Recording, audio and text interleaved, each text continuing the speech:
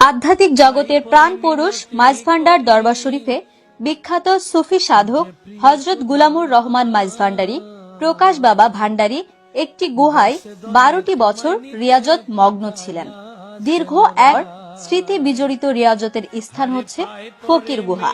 এটি রাঙ্গামাটি জেলার কাউখালী উপজেলার ফটিকছড়ি ইউনিয়নের দুর্গম পাহাড়ি জনপদে অবস্থিত।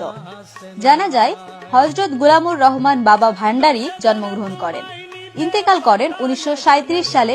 72 বছরের জীবন দশায় তিনি ফকির গুহায় 12টি বছর রিয়াজতে মগ্ন ছিলেন বলে জনশ্রুতে রয়েছে।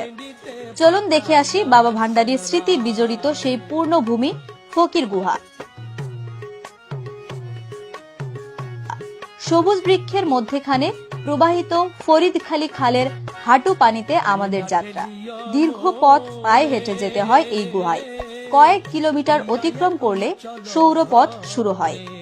খুব ভয়ঙ্কর দৃশ্য এটি। দুপাশের পাহাড়ের নিচে ঝর্ণার শীতল পানিতে অন্যরকম অনুভূতি। পাহাড় দৃষ্টিতে সবুজ বৃক্ষের ফাঁকে সৌরপথে সূর্যের হাসি থেমে নেই। আমাদের পথ চলা আমরাই বাবা ভান্ডারী রিয়াজতের স্থান দেখা আর বিখ্যাত সুফি সাধক বাবা ভান্ডারীকে স্মরণ করা। ফকির গুহায় যেতে প্রায় 4 কিলোমিটার পথ পায়ে হেঁটে যেতে হয়।